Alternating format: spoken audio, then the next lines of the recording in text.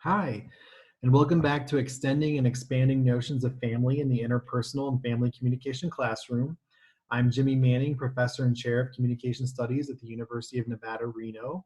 And this is session number 3, Thinking about Normative and Non-Normative Families. So let's jump right into the goals for this session.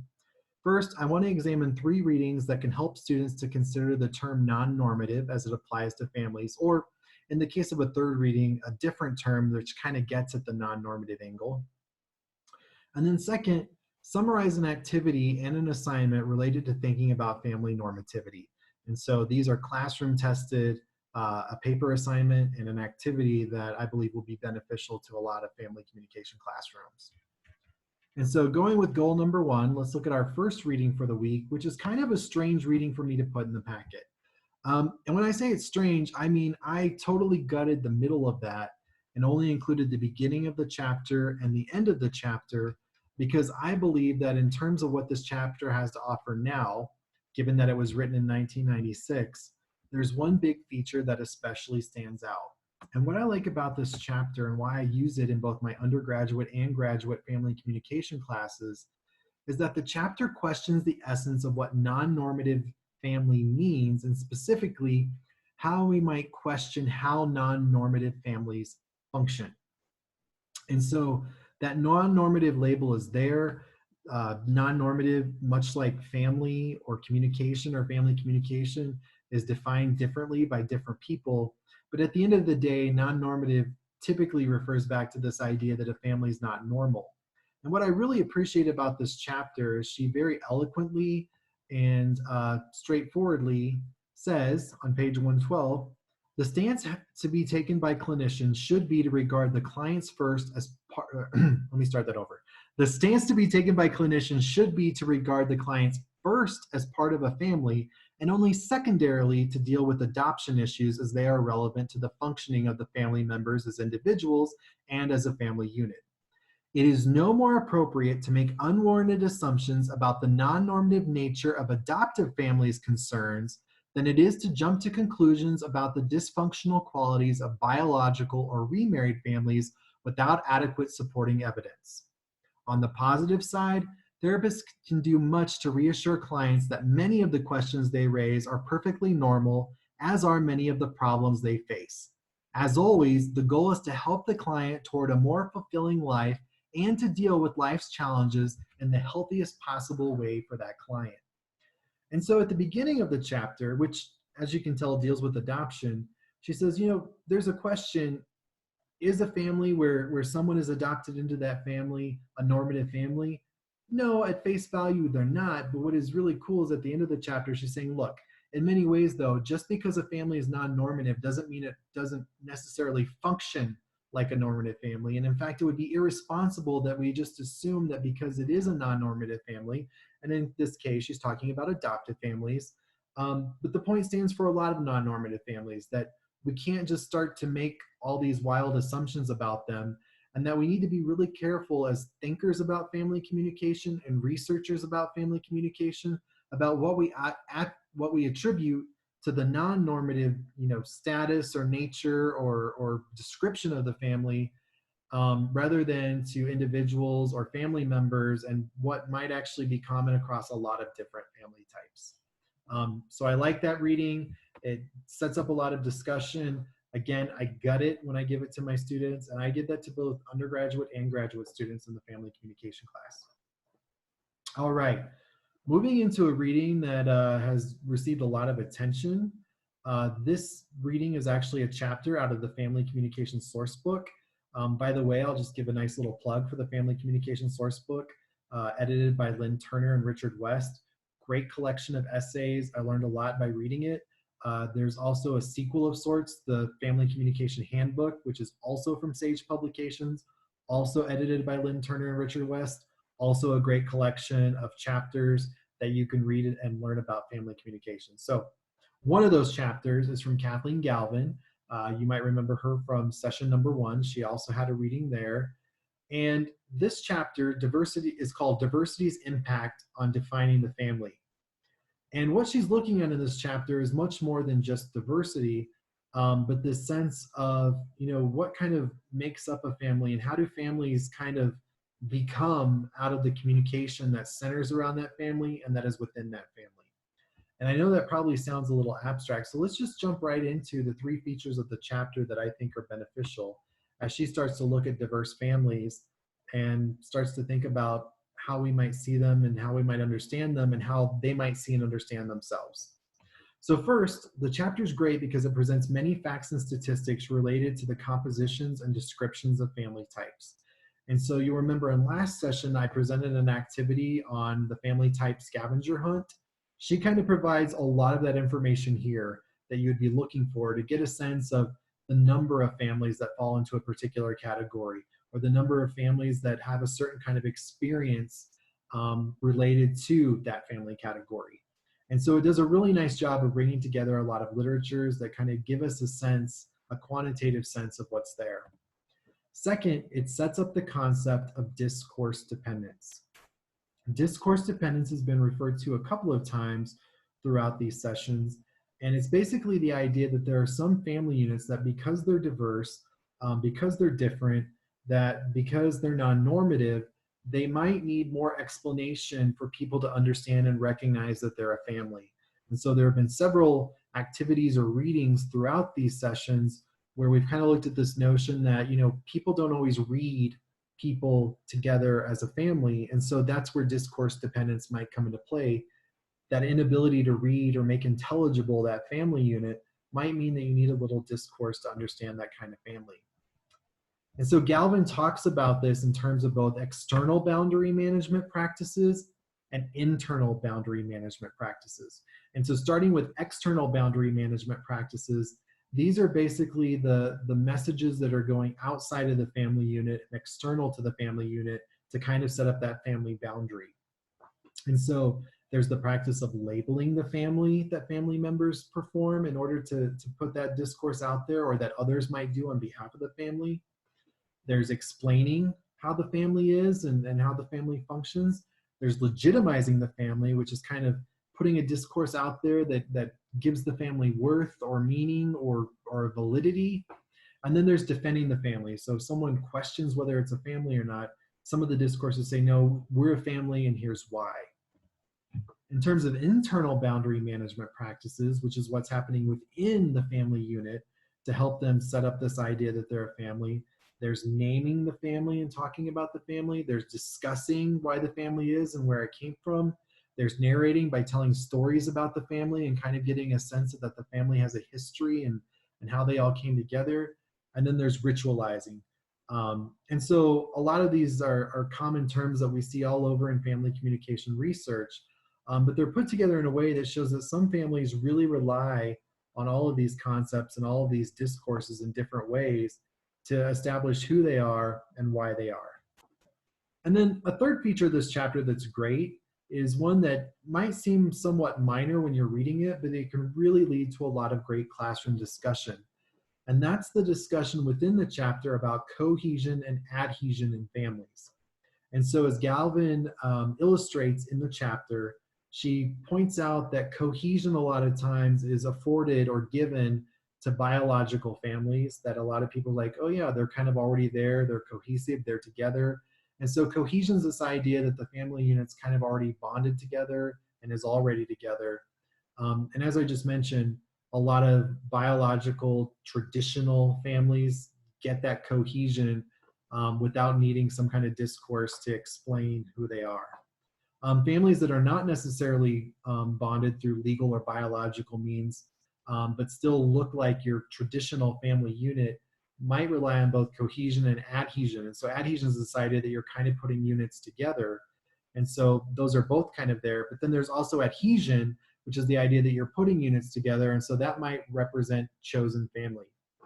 If me going through that pretty quickly sounds confusing, it'll make a lot more sense when you read the chapter.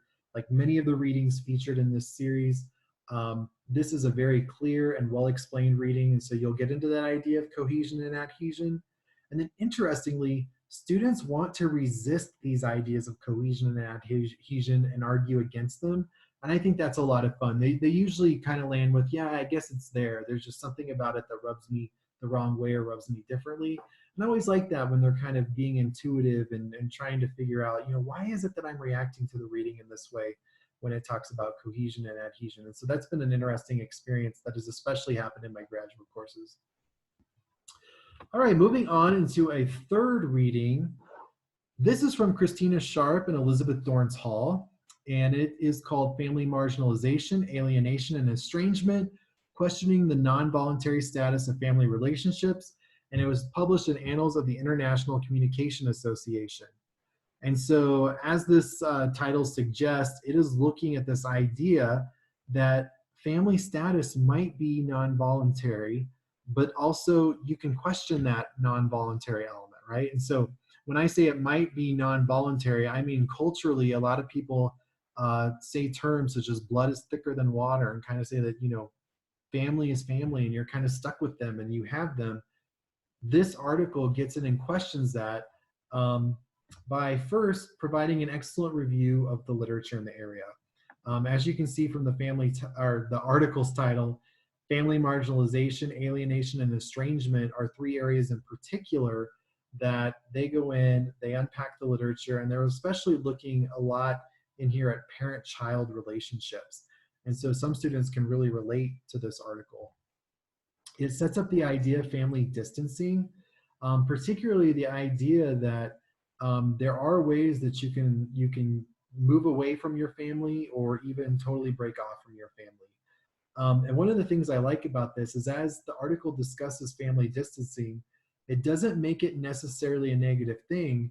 And it points out that there can be good reasons to family distance and that someone might have to get away from their family to remain healthy or to avoid abuse. And so family distancing might sound horrific to students at first, but this article helps them to see that, sometimes it's something that is needed and that can be valuable for a person. And then it also examines possibilities for future research. A special note to this particular series is that in session number 5, I will talk about critical interpersonal and family communication studies, and they go into that as some of the future research that could be done in the area of family distancing or in the 3 areas of estrangement, alienation, and family marginalization.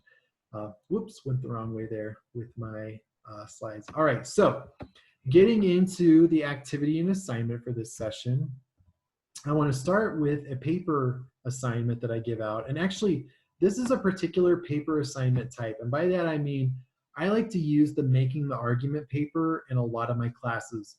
And Making the Argument papers are basically papers where I say, okay, I want you to take a firm stance on something. Like you can't be wishy-washy. You have to take a stance and you have to make an argument for it. So in this particular Making the Argument paper assignment, I have them defend the idea, are blank families non-normative? And so to do that, I asked the students to write a short reflection paper that is an informed argument for or against a particular family type being normative or non-normative. So there's some flexibility there in how they do it, but they have to take a firm stance. They have to go forward and say, okay, this family is non-normative because, or this type of family is not non-normative because. For undergraduates, I provide a list of non-normative family types, and then for graduates, they often make their own selection of the family type. And so for undergraduates, I especially like to put some non-normative family types that they might not recognize as non-normative. So for instance, long-distance couples, where one half of the couple is working in one spot and living in one spot, and the other half of the couple is living elsewhere, maybe working elsewhere as well. And so a lot of times they'll be like, is that a non-normative family? So that might make them say, no, they're totally normative. And then it's fun to kind of see students flip as they start to do the research and understand a little more about these family types. These papers are limited to 3 pages, including references, and they have to move beyond facts and statistics and into research in the area that goes beyond just saying this is the number of non-normative families or this is the percentage of families that could be in that category.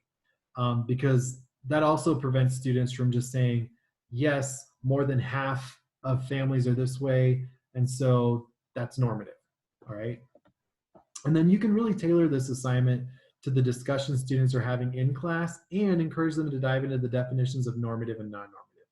And by that, I mean with that list of normative or non-normative family types that you're trying to get them to think about, you can take prior class discussions to help you make up that list. But then also, you can get them to think a little more about a family type that they pick and really thinking like, okay, so going back to the first reading that I talked about today, maybe this family is non-normative, but does it matter, right? So you can really get them into the communication part of that. And so to that point, for unpacking this paper assignment, I first asked who wants to share about their papers, which typical prompt. But then I asked, did anyone change their mind after getting into the communication research?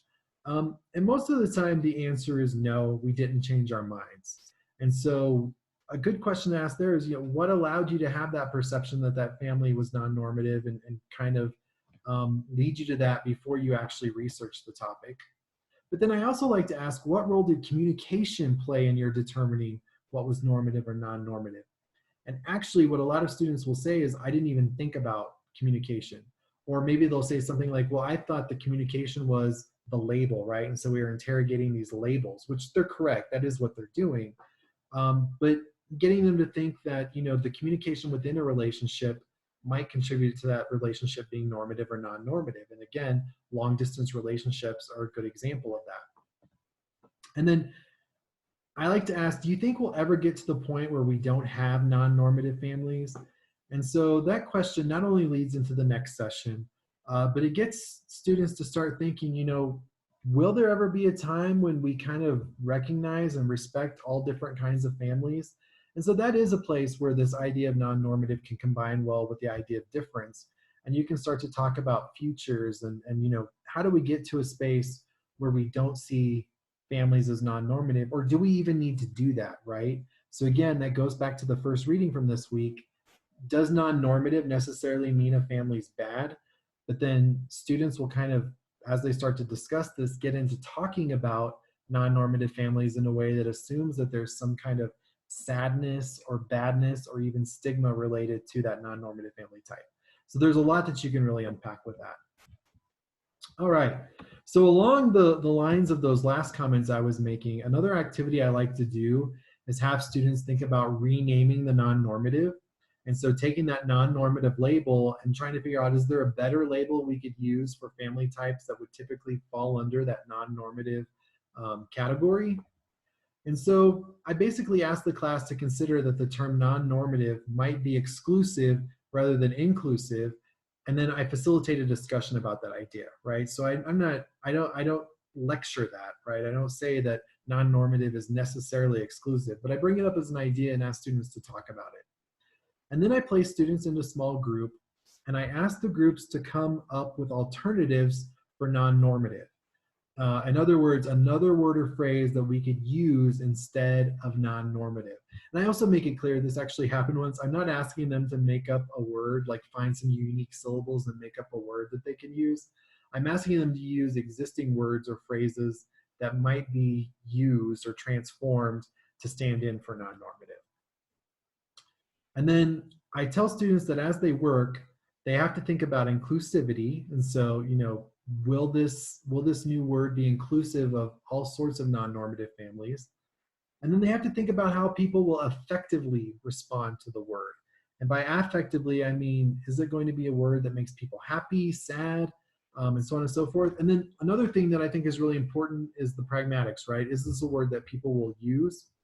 And so I do this while the students are working. So I'll kind of interrupt their thinking, or sometimes they get in a lull, and I'll say, here's something else to think about. And so maybe reinfuses their conversation. And so if you want to do that, like, you'll be able to kind of read your classroom and determine, do they need like more prompts or ways to get them to thinking, or needles to kind of get them to the other ideas. And then once the groups have come up with their words, a representative will write it on the board. And then after each group has revealed their word, a representative explains how they came to that word and why it is a better alternative than non-normative, right? So there's a little bit of defending that goes on with the word or the phrase that they've selected to replace non-normative. All right, so then there are some discussion prompts that I use to kind of unpack this. First, I asked, why do you think it is such a hard task to try and come up with a new word, particularly in the case of a new word for non-normative? And that'll lead to all sorts of speculations or ideas. But one of the things that's hard about that is non-normative is kind of um, a word that automatically creates another. And so they have a hard time making that word inclusive, especially when I've given them a prompt to think about inclusivity. A second question I ask is, what are some of the key considerations that your group kept coming back to when trying to create or choose this new word? So what were some of the things they thought about or they debated as they were going through that? And did they keep finding like the same problems or the same conundrums that they were falling into as they were trying to locate their new word or phrase? And then I also like to ask, did anyone have a good runner-up word? And then ask, well, why didn't you use that word? So what stopped that word from ultimately being the word or the phrase that you selected? And so students will start to talk there. And really what I'm doing is I'm not so interested in getting at this idea that they are truly finding another word for non-normative, but I'm trying to get them to think about non-normative, get a good running definition for it, and see some of the nuances of the actual word and its definition. And so to that end, the last question I'll ask is, do you think we really need a new word for non-normative when it comes to families? And then that is probably where you get the most impassioned response. And so some students will say, it's a terrible word, it's saying you're not normal. And then on the flip side, you'll have students saying like, no, it's just a word, who cares? Most people don't even know this word, which is a fair critique.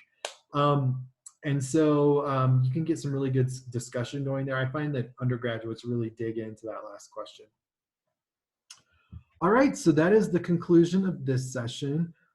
Even if those activities weren't your cup of tea, I hope there was something there that helped spark some possibilities for your class that you could use.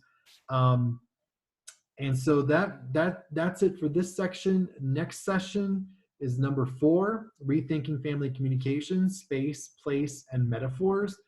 And this will probably be the weirdest session. I'll just kind of give you a heads up because it involves different things than we might be used to seeing in family communication research.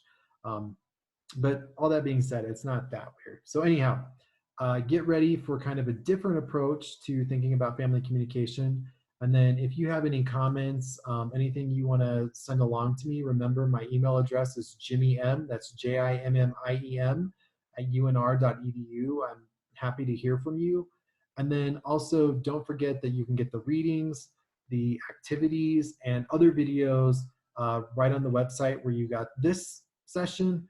And that's www.natcom.org, which is the National Communication Association website.